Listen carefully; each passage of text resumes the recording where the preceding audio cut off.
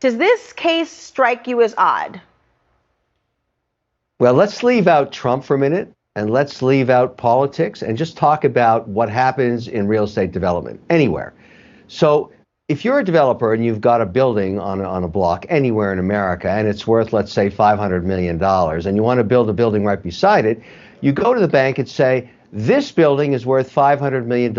I'd like to borrow a construction finance loan against this asset, and I want you to tell me it's worth $500 million too. And the bank negotiates with you and says, well, no, we think it's worth $400 million. And you fight it out. You're always trying to show your assets in the brightest light with the sunshine. And by the way, forget about Trump.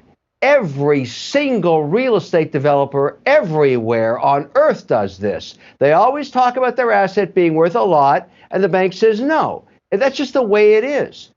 So in this case, when I'm trying to figure out, and I'm not pro or con, or I don't care about the politics, who lost money?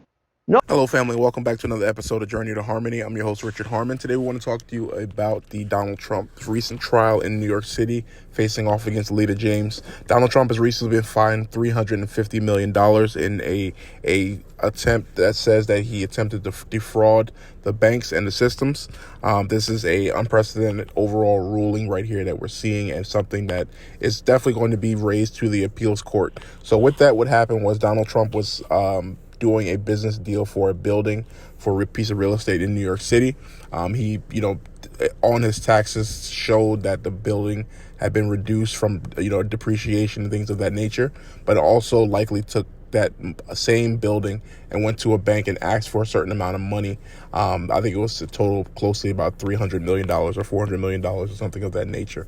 So what happened now is that they are saying that this particular issue is fraud. But what we see in the beginning video by Mr. Wonderful, he's explained that every single business deal that's done by real estate developers are generally done in this manner. We'll go ahead and watch a little video on this right here, right now. If it's your first time joining, please hit that like button. Consider subscribing to the channel. And here we go. A massive civil penalty for Donald Trump, his companies, and two of his children. On Friday, a New York judge ordered Trump to pay nearly $355 million after finding the former president engaged in a scheme to fraudulently inflate his wealth to banks and other lenders. Trump is also barred from running a business in New York State for 3 years. In this 92-page ruling, Judge Arthur Engoron justified the penalties, saying without them, Trump and his company were, quote, likely to continue their fraudulent ways. If I weren't running, none of this stuff would have ever happened. Speaking at his Florida resort, Mar-a-Lago, after the order, former President Donald Trump said the lawsuit was politically motivated. It's all having to do with election interference.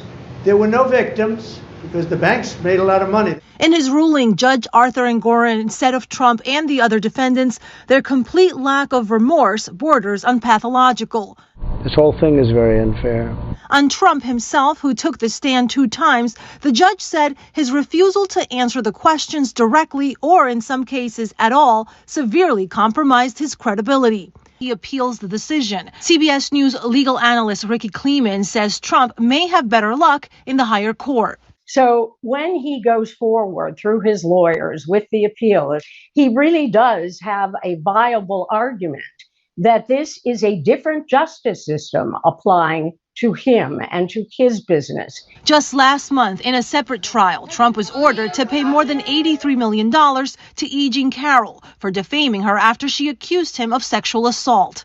All right, so there it is. You heard that. You heard the CBS legal analyst state that she believes that Donald Trump is likely going to have a great case in terms of the appeal process. Many people right now are really, Donald Trump is very polarizing. Either you love him or you hate him.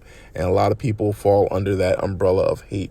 Letitia James and the judge in this particular case were seen as overreaching in many cases. As we see in the beginning video, Mr. Wonderful, he talks about how this is pretty standard operating procedure for those who are in real estate. You're looking to take away deductions from having the building while also looking to value it as high as possible when you're actually doing the deal.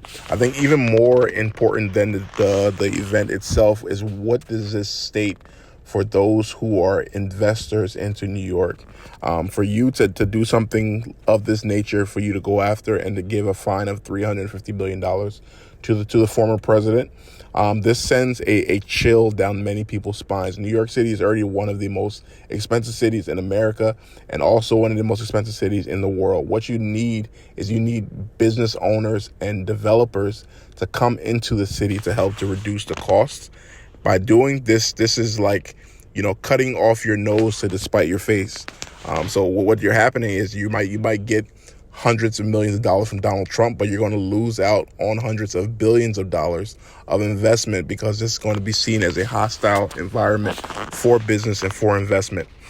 This is going to be something that I can see a continued movement of businesses and of people out of New York State. We have the migrant crisis. You have things like the homeless issues. You have theft that is happening in these cities, and many people are just overall tired of it. All right. As we sit there and we see like this happening right now, we kind of wonder what is going to be the effect. The likelihood is going to be raised up to the Supreme Court. They will look at this and decide whether or not it is something that they believe it should be pushed forward or whether it should be overturned. Whether it's with the case down in Fulton County with Fani Willis or this particular case in New York City with Lita James. I think both aspects are showing that there's a bit of bias and things are turning on their faces here a bit in these particular scenarios. We'll see exactly how this turns out. What are your thoughts on this particular matter? Do you believe that Donald Trump was unjustly targeted in this situation? Do you believe that he was, right, that the judge was right to make him pay this particular fine? Please leave me a comment below. Let me know what you think. For those of you who are more educated in terms of the overall real estate space, please let me know if this is something that you see that is similar. Like, share, comment, and subscribe. Thank you so much for joining, and have a good day.